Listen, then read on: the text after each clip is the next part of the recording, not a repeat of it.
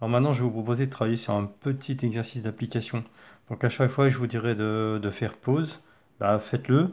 Comme ça, vous pouvez vous exercer et puis vous entraîner donc à réaliser ce qu'on a vu avant dans les vidéos précédentes au travers des différents cours que j'ai pu partager avec vous. Donc là, tout de suite, je vous demanderai d'identifier le nombre de branches, le nombre de nœuds, le nombre de boucles fermées et le nombre de boucles ouvertes sur ce circuit. Donc faites pause, à vous de jouer. Donc maintenant que vous avez réalisé ça, je vous donne ma correction. Donc, nombre de branches, eh bien, il y a une branche génératrice ici et une branche réceptrice constituée des 4 récepteurs qui sont là. Donc une plus une. Le nombre de nœuds, il n'y a pas de nœuds, hein, d'accord. Dans ce circuit, boucle fermée, on en a une, boucle ouverte, 0. Et bien, à vous de jouer maintenant, faites pause et repérez les différents potentiels électriques. Donc pause. Alors quant au potentiel électrique, maintenant, voilà la correction. Donc ici, on a le potentiel, alors d'habitude j'appelle V+, bon là je vais l'appeler VA. Ensuite, le potentiel qui est ici, je vais l'appeler VB. Ensuite, le potentiel qui est là, je vais l'appeler VC. Ensuite, nous avons le potentiel ici, que je vais repérer en orange, VD. Et enfin, en bleu, le potentiel VE. Voilà. Repérez le courant électrique maintenant. Allez-y, faites pause. Alors, comme vous l'avez vu, j'ai dit le courant électrique, évidemment, il n'y en a qu'un. Donc, le courant électrique, on peut le flécher n'importe où sur le circuit. Le circuit est fermé, je vous rappelle, l'intensité du courant. Moi, je vais la mettre ici, à cet endroit-là. Ah, pardon, j'ai oublié de repérer le potentiel VE, excusez-moi, précédemment. Mais vous l'aviez entendu, je vous l'avais dit. Voilà, donc ici, on a repéré les différents potentiels, VA, VB, VC, VD, VE, et l'intensité du courant, je vous rappelle, qui est partout la même en tout point du circuit.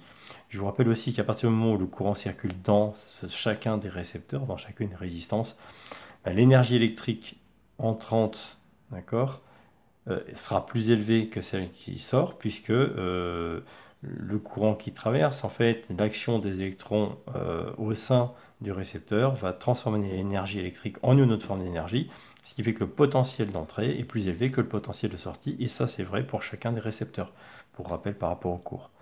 Donc maintenant, à vous de jouer aussi pour ce qui est des tensions. Je vous ai repéré ici les tensions, U1, U2, U3 et 4, etc. et la tension U.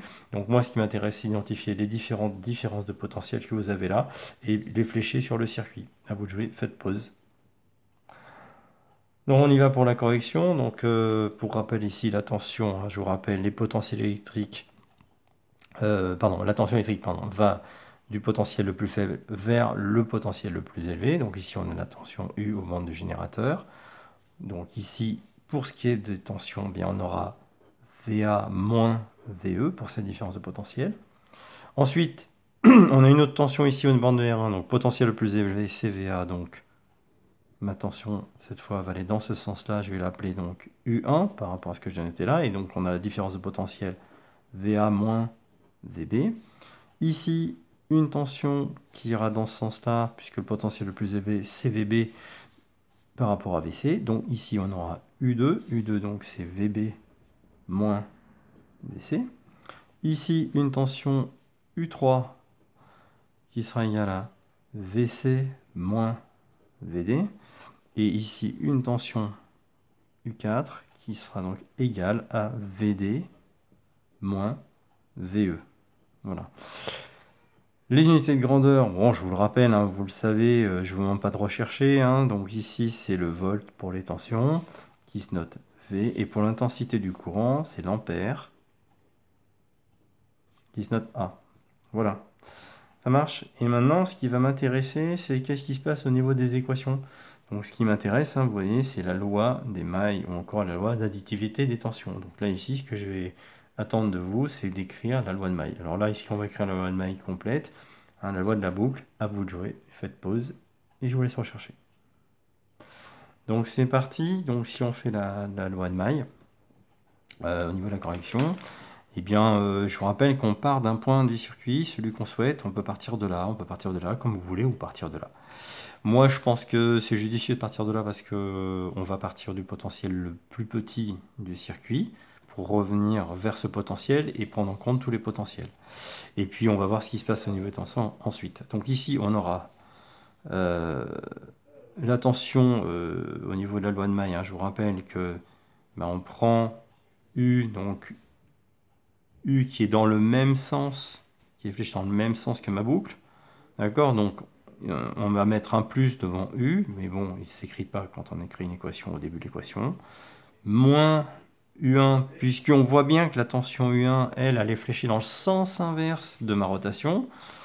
Ensuite, je tourne, donc je continue de tourner, là, donc moins U2, puisque la tension U2 est fléchée elle aussi en sens inverse de ma rotation. Moins U3, moins U4, et comme je reviens au point de départ, égale 0. D'accord? Voilà, pour ce qui est de cette équation-là. Ok? Ensuite, on aurait pu l'écrire aussi en disant que la tension ici entre VA et VE, ici, qu'on a noté U, d'accord? Et bien, U est égal à la somme des tensions en fait entre ce point-là et ce point-là. C'est-à-dire qu'en fait, la différence de potentiel qui existe au niveau du générateur est égale à la somme des tensions qui sont aux bornes des récepteurs. Donc j'aurais pu dire que U égale U1 plus U2 plus U3 plus U4. Alors on va vérifier que j'ai raison, on va voir tout de suite. Si je bascule chacun des U de l'autre côté du signe égal, je vous rappelle que quand on bascule un chiffre d'un côté d'un signe égal vers l'autre, le signe change. Ici il est positif, quand il est passé de l'autre côté il est négatif. Donc je fais ma transformation. U moins U1. Je bascule U2, donc moins U2. U3 moins U3. Je bascule U4 moins U4. Pardon. Et de ce côté du signe égal, puisque j'ai tout basculé de l'autre côté, égal 0, puisqu'il n'y a plus rien de ce côté du signe égal, puisque j'ai tout mis de l'autre côté. Et si on compare cette équation avec celle-là, on retrouve que c'est la même. Donc, les deux approches sont valables, hein, c'est-à-dire qu'on fait la rotation au niveau des tensions, comme je l'ai fait précédemment, on fait la boucle, en fait, la loi de la boucle. Ou encore, on dit que la tension aux bornes, je dirais, d'une branche réceptrice, en fait, puisque la tension U est aux bornes de la branche réceptrice, est égale à la somme des tensions qui sont dans cette branche réceptrice. Voilà, c'est l'autre approche. Et puis, dernière approche, on peut regarder avec les différences de potentiel. C'est que je vais mettre ici par rapport aux équations. Ici, je vais partir de là. Donc, on imagine, si on fait VA moins VB, je prends la première tension. D'accord? Donc on fait 1 moins VB. Que j'ajoute ici VB moins VC. Que j'ajoute VC moins VD. Auquel j'ajoute ici, je suis à VC moins VD. Donc ici, VD moins VE. D'accord? Eh bien, si on regarde, à quoi c'est égal ça? VB ici, d'accord? Moins VB, pardon, plus VB. Moins VB plus VB, ça fait 0. Moins VC plus VC, ça fait aussi 0. VD, moins VD, pardon, plus VD égale 0. Bon, égale quoi? Égale VA moins VE. Égale VA moins VE. D'accord? Il reste VA moins VE. Et bien, si on fait le point par rapport à ce que je viens d'écrire, VA moins VB, VA moins VB, c'est U1. Plus VB moins VC. Donc VB moins VC, VB moins VC, VB moins VC, c'est U2. Plus, c'est le plus qu'elle a à chaque fois, plus VC moins VD. VC moins VD, VC moins VD, c'est U3. Plus VD moins VE, regardez, il est là, VD moins VE. Voilà, c'est U4. Égal, ce qui reste, c'est VA moins VE. Et VA moins VE, c'est U. Et bien regardez, ça marche encore. On retrouve bien ce que j'ai écrit là. Qu'on le lise dans ce sens-là ou on le lise dans ce sens-là, une égalité peut se lire dans les deux sens, je vous le rappelle. Et bien du coup, on retrouve bien la même chose. Voilà pour les différents rappels par rapport aux vidéos précédentes. J'espère que pour vous c'est clair. D'accord? Loi des mailles, on peut faire la loi de la boucle, ou regardez, la tension qui est aux bornes de la branche réceptrice, la tension aux bornes de la branche réceptrice ici c'est U, d'accord, et l'ensemble des tensions dans la branche réceptrice, c'est U1, U2, U3 et U4, qui sont égales, si on les additionne, sont égales à U. Voilà, merci beaucoup.